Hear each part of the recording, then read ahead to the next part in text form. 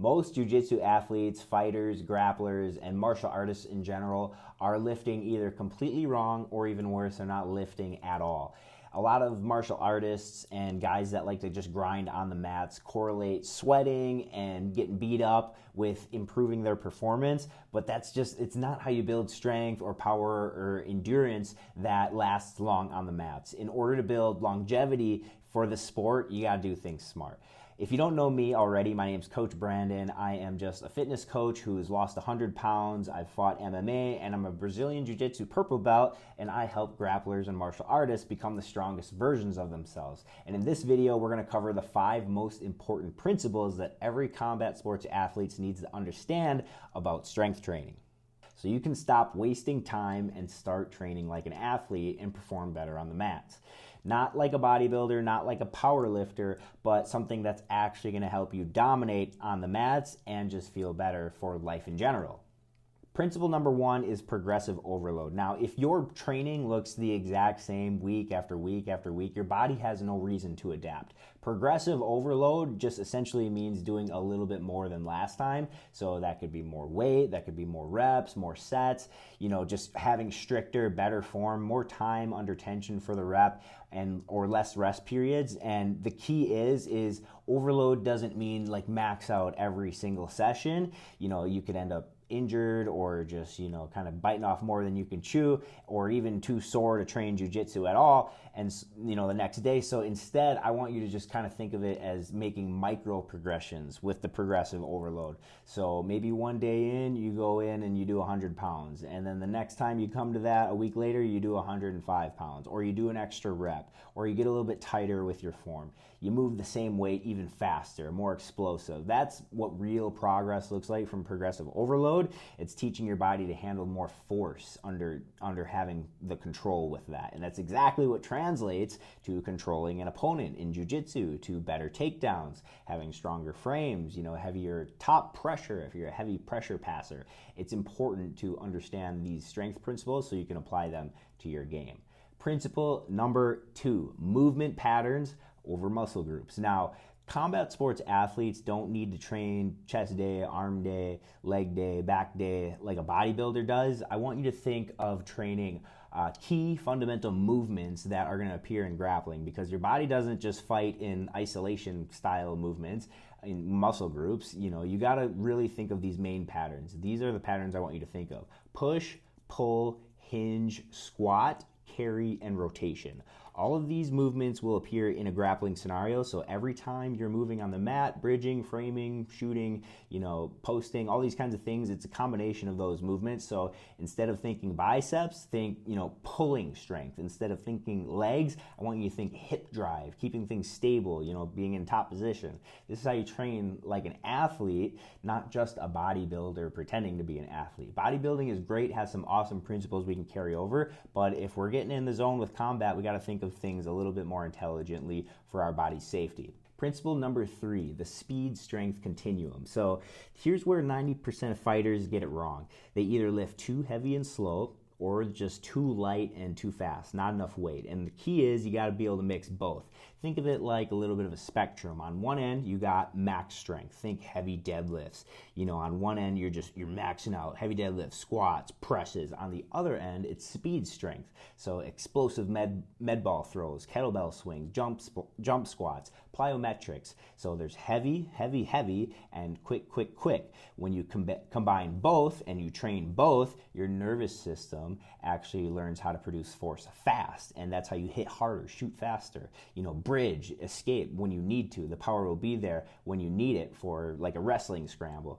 And if all you do is grind heavy sets of 5 and you get slow, that's why people say there's a reputation for lifting weights makes you slow. And if all you do is just conditioning and body weight, you're not going to actually build enough strength to get strong. So the magic is in the balancing of the two. Speed strength and max strength, and then learning how to express that strength when you need it quickly, as soon as you need it on the martial arts dojo mat, right? So an example, a combination of that would be like, a heavy trap bar deadlift, and then we're going into a med ball slam. We're going to an explosive sled push. We're activating our chest. That's how you train strength and speed together, which you're going to need both in combat sports scenarios. So Principle number 4 is balancing your intensity with recovery. All right, so here's a truth that a lot of fighters and grapplers tend to ignore, is that you don't grow from the training, you grow from your recovery. So if you're rolling 5 to 6 times a week and you're lifting hard on top of that, you got to give your body a time frame to rest. Otherwise, something's going to break. Your central nervous system, your joints, your motivation, burnout is a real thing too. So if you're not regulating yourself properly, you're going to burn out too quick, and that's really bad for progress. So listen to your body. Get baby steps, take things really easy day by day and ask yourself, how's my sleep? How's my appetite? How are my stress levels? How are my energy on the mats? Am I getting smashed all day? Am I sweeping my opponents? Am I having fun? If you're just dragging every session, not looking forward to this, maybe dial the volume down, not the intensity, but, hard sets done right beat 10 sloppy sets when you're half recovered. So if you're not tracking your recovery, sleep, steps, calories, things like that, your lifts, you're guessing.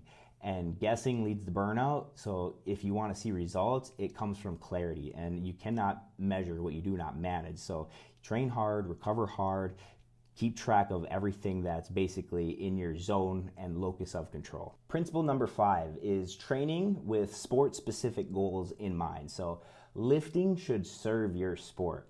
At the end of the day, as a martial artist, your goal isn't necessarily a new bench press personal record or a deadlift PR. It's to perform better on the mats, get more gold medals, win more fights. Those are really the markers that we're trying to achieve, but the PRs will help us on the way to that. So that means your lifting should complement your martial arts training, not compete with it. So if your strength training is leaving you too sore to actually move for your martial arts session and they're hurting your training, you might need to dial things back with the strength training so you can still perform well, and make sure you build your hardware properly with the strength training so your software with the technique can actually run better, because strength is actually going to multiply the force of your technique, right? So specificity means prioritizing your compound lifts, that total body strength, your general physical preparedness, and things like just not burning yourself out before jiu-jitsu or before MMA, things like that, so you actually can have technique ready.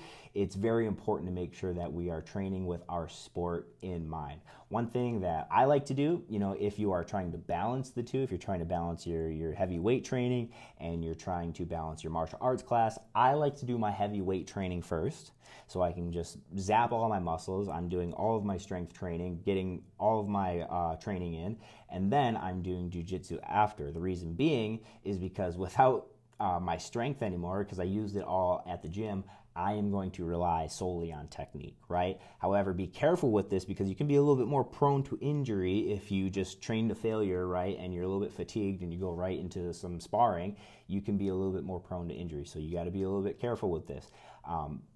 I recommend just doing this for jiu-jitsu days where you're just kind of flow rolling, you're able to rely on technique, not so much your strength. It just depends on you as a martial artist, but it's still also beneficial to do your martial arts class and still lift after. Getting it in is better than not getting it in at all. So those are the 5 strength training principles that every combat sports athlete needs to know. I appreciate you tuning in. If you have any questions, as always, feel free to message me on Instagram. I read all of my messages and reply as soon as I possibly can. Also, if you look down in the description, there will be more information on how we can work together and how I can help you become stronger in your martial arts journey. So appreciate you for tuning in. I hope you have an amazing day. Thanks for watching. Don't forget to comment, like, subscribe. Holler back at your boy for more.